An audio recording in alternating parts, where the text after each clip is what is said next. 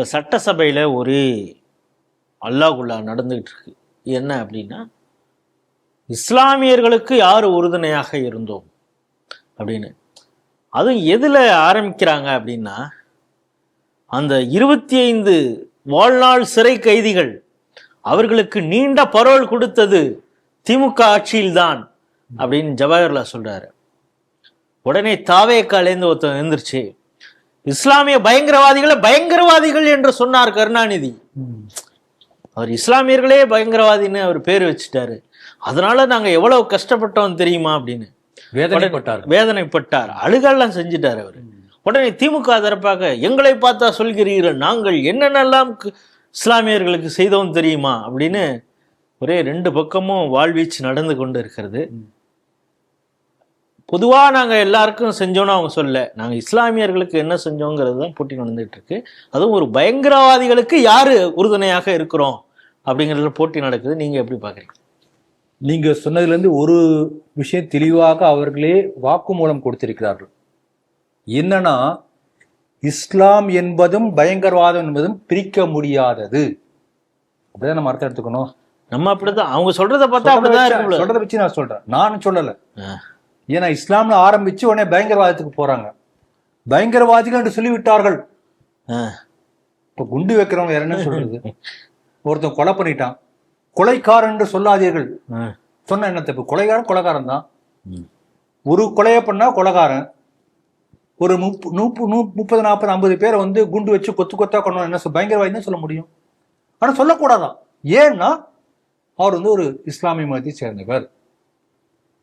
அப்ப எந்த அளவுக்கு இஸ்லாமியம் என்ற அந்த கோட்பாட்டை வைத்து ஒரு மிரட்டக்கூடிய ஒரு போக்கு, இதாவது தாஜா செய்யறது என்று காங்கிரஸ் ஆரம்பிச்சது, இன்னைக்கு அது மிரட்டல் அளவுக்கு போயிருக்கிறது. இதுல பாருங்க, அதுல அவர் வந்து இந்த 3.5% இடஒதுக்கீடு கொடுத்தது யார் தெரியுமா? யாரு? திமுக தான். சொன்ன உடனே பாமகவுக்கு இருப்பு கொள்ளல. இல்லை நாங்கள் ரெக்கமெண்ட் பண்ண பிறகுதான் கலைஞர் கருணாநிதி அவர்கள் சொன்னார். அப்ப அந்த கிரெடிட் எங்களுக்கு வரணும். எல்லாரும் ஒரு ஸ்டேக் கிளைம் பண்ணிக்கிறாங்க. அது யாருக்கு கிளைம் பண்றானா, வந்து அந்த சிறையிலே வெந்து தவித்தவர்கள் மனசு இவ்வளவு வேதனை போட்டிருக்கோம் அப்படிங்கிறோம். அது அந்த ஸ்பீச்ல வருது.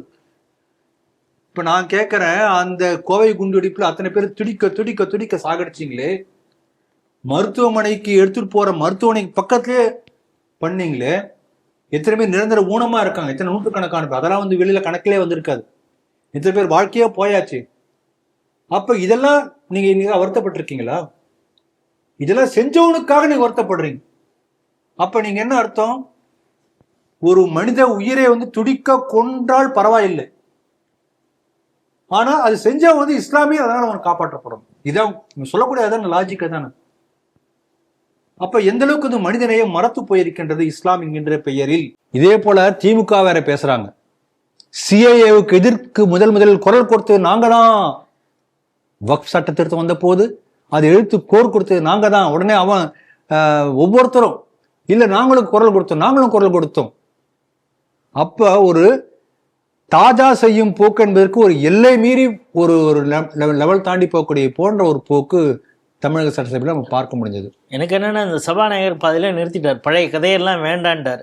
விட்டிருந்தா இதையும் சேர்த்து திமுக சொல்லியிருக்கோம். தீபத்தூணை நாங்கள் அந்த தீபத்தூணில் ஏற்ற விடாமல் நாங்கள் தான் உங்களுக்காக செய்தோம், அதெல்லாம் சொல்லியிருப்பாங்க. அதுக்கு மேல்முறையீடு செய்து நாங்கள் தான் தாவைக்கு அடுத்து சொல்லுவாங்க. ஆகவே எல்லாரும் தெளிவா இருக்காங்க. இந்த ஆட்சி என்பது முஸ்லிம்களுக்கானது, கிறிஸ்தவர்களுக்கானது, ஹிந்துக்களுக்கு இல்லை. என்னைக்காவது யாராவது ஒருத்தர் ஹிந்துக்களுக்கா இந்த மாதிரி வாஞ்சி பேசியிருப்பாங்களா? ஹிந்துக்களுக்குன்னு பேச வேணாம், நாட்டுக்கு நல்லது செய்வதற்காக இந்த மாதிரி வரிஞ்சு கட்டி பேசியிருப்பாங்களா? முதல்ல இதை ஆரம்பிச்சது காந்தியடிகள்.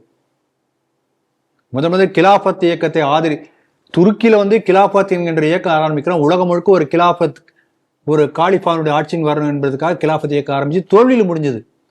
அதுக்கு இங்க உள்ள முஸ்லீம்கள் வந்து ஆதரவு கொடுக்கணும்னு சொல்லி அதற்கு காங்கிரஸ் கட்சி ஆதரவு கொடுத்தது. அந்த தோல்வி முடிஞ்ச உடனே திருப்பியும் மாப்பிளா கலவரம் வந்தது, ஹிந்துக்களை தாக்கினார்கள். அப்ப கூட என்ன பண்ணாரு, மீண்டும் தாஜா அரசியல் காங்கிரஸ் பண்ணது. அந்த சமயத்தில் அலி பிரதர்ஸ் என்று சொல்லக்கூடிய காங்கிரஸ் சொல்லக்கூடிய தலைவர்கள் அவங்க சொல்ற மேடையில பேசுறோம், எங்களை பொறுத்தவரை ஒரு தரம் கெட்ட ஒரு கிரிமினல் கோர்ட்ல ஜெயில இருக்கான். அப்படிப்பட்ட ஒரு முஸ்லீம் ஒருத்தன் இருக்கான்னு வச்சுக்கலாமே, ஒரு பெர்சன் எக்ஸ், அவன் காந்தியடிகளை விட எங்களுக்கு மேலானவன், அவனை விட காந்தியடிகள் கீழானவர். இதை வந்து பப்ளிக்கா சொல்றான்.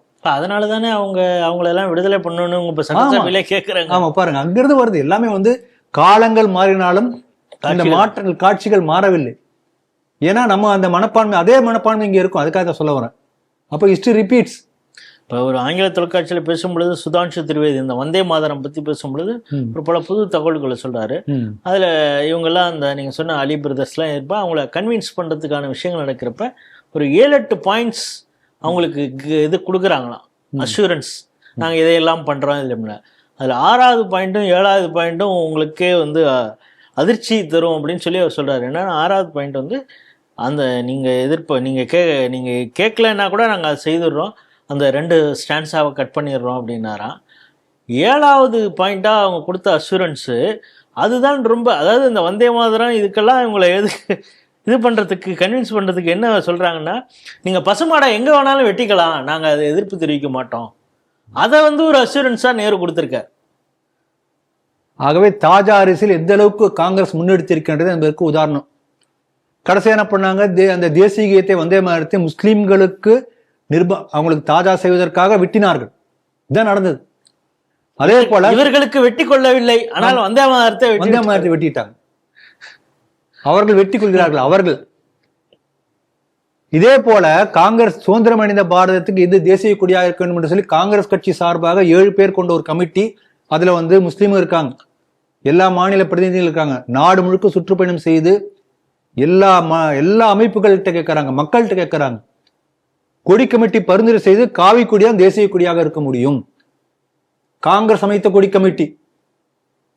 ஆனா முஸ்லிம்கள் எதிர்ப்பு தெரிவிப்பார்கள் என்று கருதி காந்தி வந்து கொடியை வெட்டார், ஒரு பச்சையும் ஒரு வெள்ளையும் சேர்க்கிறார். அப்புறம் அது வந்து ஒரு என்ன சொல்றது, வகுப்பு அந்த மத ரீதியான விளக்கம் கொடுக்கக்கூடாது என்பதற்காக இன்னொரு விளக்கம் உருவாக்கப்பட்டது. எல்லாம் நடந்திருக்கு. அப்ப தாஜா செய்வதற்காக கொடி வெட்டப்பட்டது. இப்படிதான் தேசிய கொடி உருவானது. வரலாறு மறக்கக்கூடாது. ஆகவே இதனுடைய எல்லைக்கு போய் கடைசியில் இதே நம்ம காங்கிரஸை பார்த்து மற்ற எல்லா கட்சிகளும் நாடு முழுக்க முஸ்லிம்களை தாஜா பண்ணணும், மைனாரிட்டி தாஜா பண்ணணும். இந்த போக்கு தான். சட்டம் ஒழுங்கை விட, சட்டத்தை விட, நீதியின் மாண்பை விட தாஜா செய்வதற்கு முக்கியம் கொடுக்கணும். Appeasement is the best policy. தமிழ்நாட்டில் பார்த்தீங்கன்னா எல்லா கட்சிகளும் போட்டி போட்டுக்கொண்டு நீ விடு, நான் இருக்கேன். ஓரளவுக்கு பாஜக வந்து விதிவிலக்கா சொல்லலாம்னு நினைக்கிறேன். அது கூட ஓரளவுக்கு என்கின்ற வார்த்தை சரியா இருக்கும்னு நினைக்கிறேன் நான், என்னுடைய அப்சர்வேஷன். ஆகவே இந்த தாஜா செய்யக்கூடிய போக்கு என்பது ஆபத்தானது. அந்த ஆபத்தான போக்கை தான் தமிழக சட்டசபையில் இன்றைய நாம் பார்த்திருக்கிறோம். அதனால இது வந்து இப்படியே போய்கொண்டே இருக்கும். உன்னோட நான் இன்னும் நிறைய பண்றேன் என்பதை போல போய்கொண்டிருக்கும். அது வந்து ஒரு நாட்டுக்கு நல்லது செய்வதற்கு பண்ணா கூட பரவாயில்ல, ஒரு பயங்கரவாத செயலை செய்து சிறையில் வாடக்கூடிய ஒருத்தருக்கு இத்தனை பேர் வருந்து கட்டி கொண்டு எல்லாரும் பேசுவது என்பது இந்துக்களுடைய உயிருக்கு வந்து ஒரு செல்லா காசு போல மதிப்பே இல்லை என்பது போல, இந்துக்களுடைய ஓட்டு வேணும், அதனால ஆட்சிக்கு வரணும், ஆனா அவங்க உயிர் பத்தி கவலை இல்லை என்பது போன்ற நிலை இங்க இருக்கணும். என்ன காரணம்னா இந்துக்கள் விழிப்படை இல்லாமல் இப்படி இருக்காங்கிறத காரணம், முக்கியமான காரணம் நினைக்கிறேன். இதை நம்ம தெளிவா புரிஞ்சுக்கணும். ஆகவே இந்த இன்றைய சட்டசபையில் அரங்கேறிய எந்த ஒரு விவாதம் என்பது எந்த அளவுக்கு வந்து தாத்தா செய்யும் போக்கு தமிழகத்தில் இருக்கின்றது என்பதை நமக்கு வெட்ட வெளிச்சமாக காட்டியிருக்கிறது. இதை வாக்காளர்கள், குறிப்பாக ஹிந்து வாக்காளர்கள் புரிந்து கொள்ளக்கூடிய ஒரு கட்டாயம் என்பதை நான் பார்க்கிறேன்.